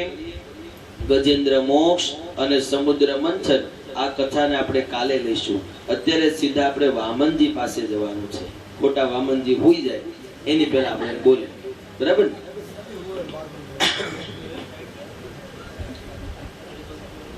આવો અષ્ટમ સ્કંદની અંદર પ્રવેશ કરીએ. જ્યારે ગજેન્દ્ર મોક્ષ થયો, સમુદ્ર મંથનની કથા પૂર્ણ થઈ, દરેક દેવતાઓને રાજ્ય મળ્યું, દૈત્યોને જ્યાં પરાજય થયો, ત્યારે બલિ નામનો રાજા જે દૈત્ય હતો એના શુક્રાચાર્યને થયું કે આપણો હવે પરાજય થયો છે. એક છોકરો જરાક જાણી આવવાનું તૈયાર છે ને? તો હું કહું ત્યારે આવશે.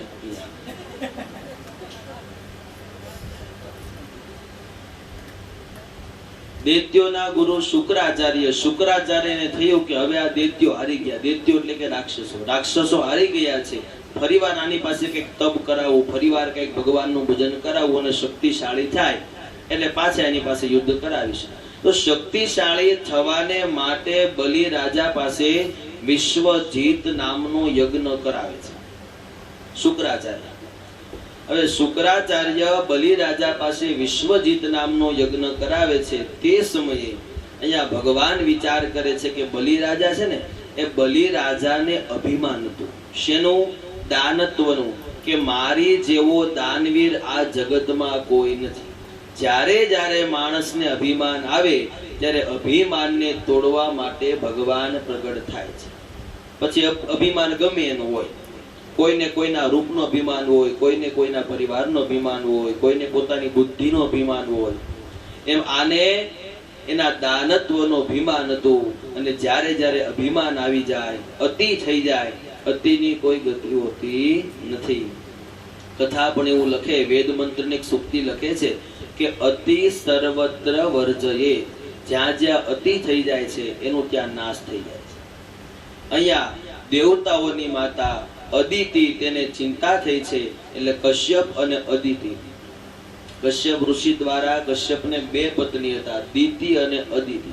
આગળ આપણે જોયું એટલે દિતિ દ્વારા દેવતાઓ પ્રગટ થયા અને અદિતિ દ્વારા રાક્ષસો પ્રગટ થયા છે.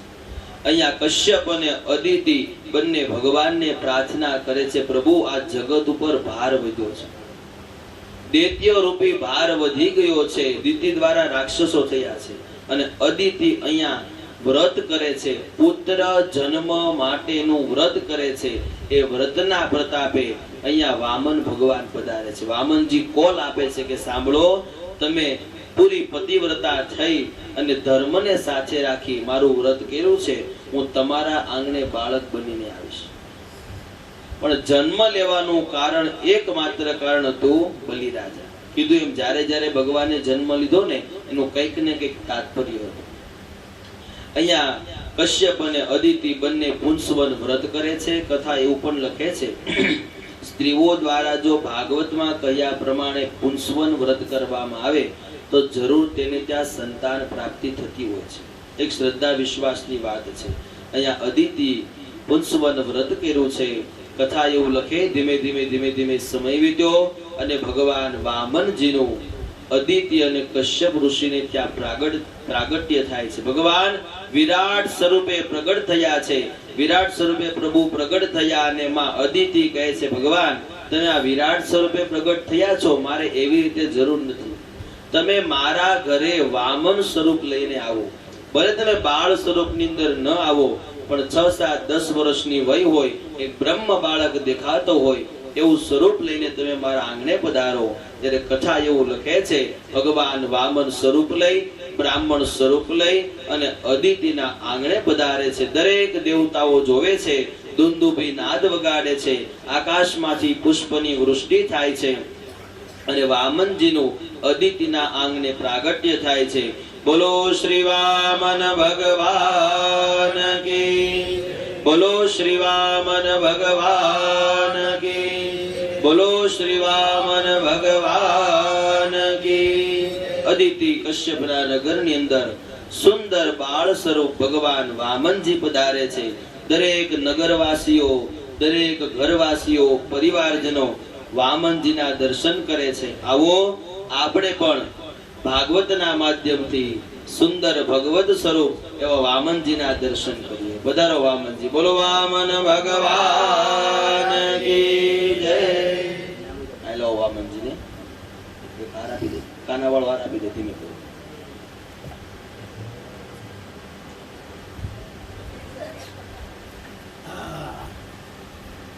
અહીંયા આપણા આંગણે ભગવાન પધાર્યા છે.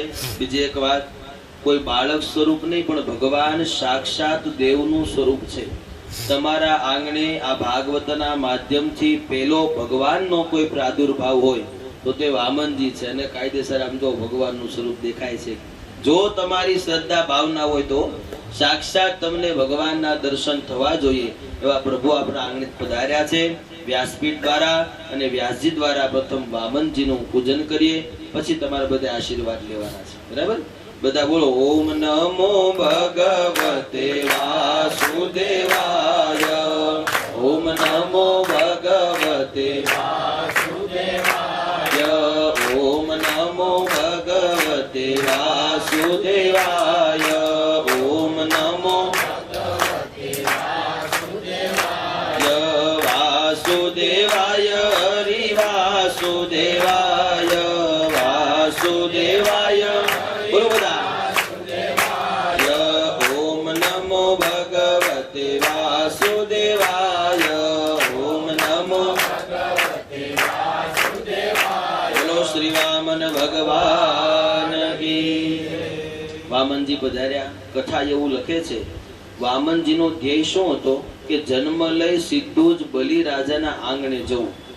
એટલે વામનજી બલિરાજાના આંગણે જાય છે, પણ આવું સુંદર બ્રાહ્મણ સ્વરૂપ હતું એટલે જે નગરવાસીઓ હતા, જે દેવતાઓ હતા, તે રહી ન શક્યા અને કંઈક ને કંઈક ભેટ બ્રાહ્મણ તરીકે વામનજીને આપે છે. અહીંયા વામનજીનું કીર્તન છે, આપણે અત્યારે બોલવું છે. હું બોલતો જઈશ, તમારે ગાતું જવાનું, ચોપડો કાઢવાનો. અહીંયા એવું કહે છે કે ધીમે ધીમે જે લોકો મળ્યા એ વામનજીને કંઈક ને કંઈક અર્પણ કરે છે. કથા એવું લખે છે, આજ મારા તમારા આંગણે પ્રભુ સ્વરૂપ લઈ અને વામનજી પધાર્યા છે. તો કંઈ આપણે આપી ન શકીએ તો કાંઈ નહીં, ફૂલ લઈને ફૂલની પાકડી કંઈક દ્રવ્ય આપવું પડે. આજ બલિરાજાના આંગણે ભગવાન ભિક્ષા માંગવા માટે ગયા છે. હાથમાં જોડી છે અને બલિરાજા પાસે જઈને માંગવાના છે. શું માગે છે અને શું બલિરાજા આપે છે એ કથાને આપણે કાલ કહેશું. પણ બલિ પહેલા ભગવાન આપણી પાસે આવ્યા છે. એટલે ઘર પરિવારના પધાર્યા છો તો સમય શક્તિ હોય, ભગવાન તમારી પાસે જોડી લઈને આવશે. ભગવાનના બે ચરણ છે, જ્યાં તમારો બંને હાથ લગાવી ભગવાનને પગે લાગવાનું. તમારી પાસે સમય શક્તિ હોય તો કઈ દ્રવ્ય પધારવાનું. શેરીવાળા બધા આવ્યા છો, કદાચ હોય ન હોય તો મૂંઝાવાનું નથી, દર્શન કરવાના છે. બરાબર? અહીંયા પેલા હું આપી દઉં, બધા પાસે જવાનું, બધાને આશીર્વાદ આપવાના. જે આપે આમાં લઈ લેવાનું, છેલ્લા આવીને મને આપી દેવાનું. ઓકે? બોલો વામન ભગવાન કી. ચાલો, ભગવાન તમારી પાસે અહીંથી આવો. ભગવાન સાંભળો, ભગવાન તમારી પાસે આવે છે, બધા પગે લાગતા જાજો, યથાશક્તિ પહોંચો તે આપતા જાજો. હું જે બોલાવું એ પાછા બોલતા જાજો. બોલો વામન ભગવાન કી. વિષ્ણુ વામન થઈ ચાલિયા રે. બોલો વિષ્ણુ વામન. બધા બોલજો જોરથી. રે મટાડવા બીજો ઇન્દ્ર મારવાલા. મટાડવા ભગવાનના દર્શન કરજો. વિષ્ણુ વામન થઈ ચાલિયા રે. વિષ્ણુ બોલો બધા. રે શ્વેત છત્ર શિર પર ધર્યું રે. શ્વેત છત્ર પર ધર્યું રે. કર્મા કમંડલ સાર મારવાલા. કર્મા બોલો હાર્દિકભાઈ વાલા. વિષ્ણુ વામન થઈ ચાલિયા રે. હાલો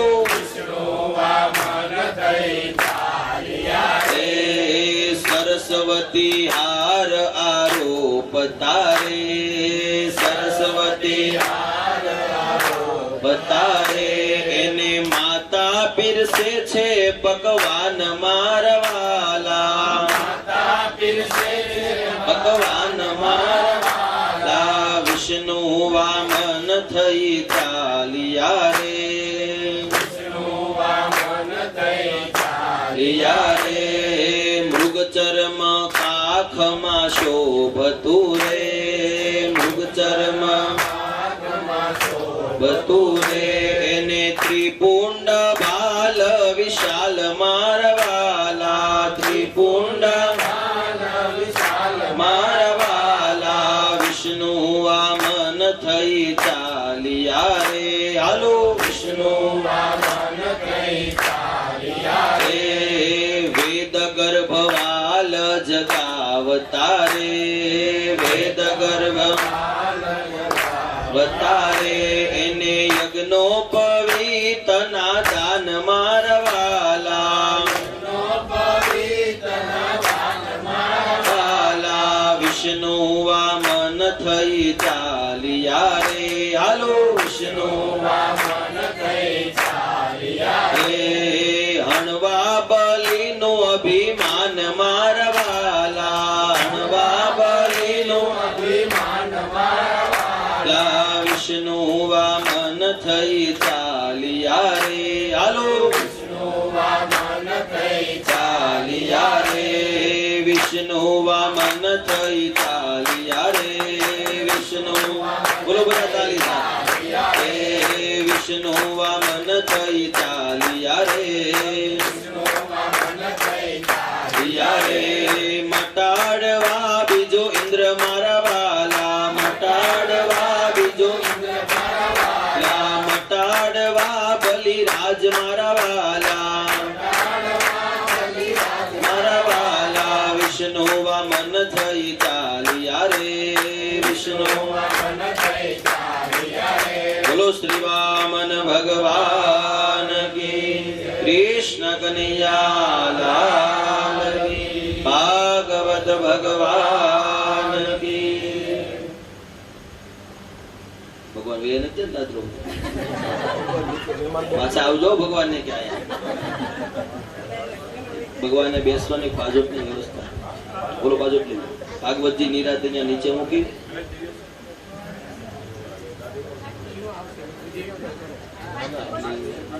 ખાટી હાલ છે, ખાટલી લઈ જાઓ, થોડાક દેખાય બધા મૂકી દેજો.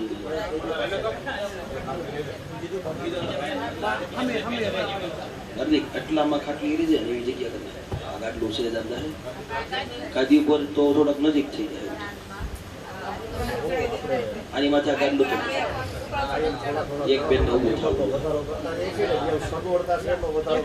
કાંઈ વાંધો નહીં, એમાં કાંઈ વાંધો નહીં.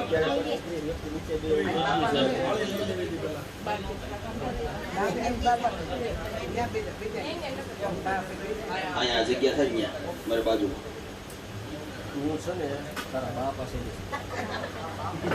અહીંયા ભગવાન ને બેહાડી દેવાના છે, બરાબર. આવે આવો ભગવાન આવો, જોડી ભરીને આવ્યા કે હજી જોડી વાત કરું ત્યાં ખંખે જ નહીં.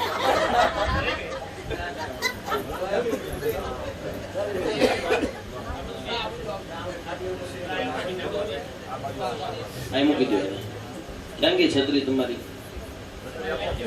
મારી છત્રી વગર ના નો શોભે. બે જાઓ ભગવાન ની રાતે.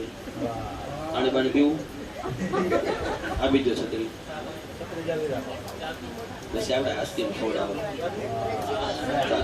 હવે સાંભળો 5 મિનિટ.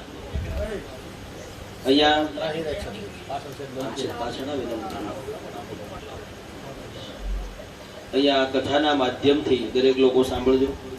ભગવાન વામનજીનું પ્રાગટ્ય થયું.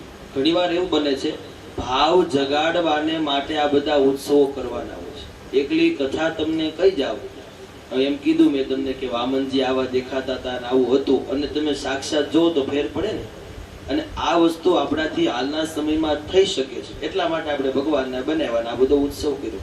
ભલે આપણે આટલા જગ્યાની અંદર છે, પણ બને એટલો થાય એટલો ઉત્સવ કરવો છે અને આનંદ કરવો છે. બધું જ થાય એવું નથી કે ડોમમાં કથા હોય તો જ થાય. કથા તો એક તમને લાવો એ મળ્યો છે.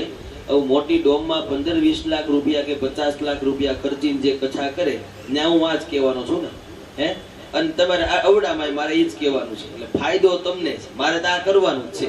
તમે મને આ બેહાડો બ્રહ્મા બેહાડો, સમજ્યા ને? એટલે ભગવતની કૃપા હોય ત્યારે આ બધા ફાયદા મળતા હોય છે. તો ભગવાનને પ્રાર્થના કરીએ. વામનજીનું પ્રાગટ્ય થયું. આજની કથાને વિરામ. કાલની કથા આપણી કથાનો ચોથો દિવસ છે. ભાગવત કથાનું હૃદય એ ચોથો દિવસ ગણાય. અને ભાગવત કથાનું હૃદય રૂપી ઉત્સવ એ કૃષ્ણ જન્મ ઉત્સવ ગણાય. એટલે કાલે આપણે ઉત્સવ કરવાનો છે. એની પૂર્વે 9, 9:30 કે 9:45 આજુબાજુ, અથવા આપણે જે લંચ પાડીએ છીએ એની આજુબાજુ રામ જન્મ થશે. પ્રભુ રામનું પ્રાગટ્ય કરશું.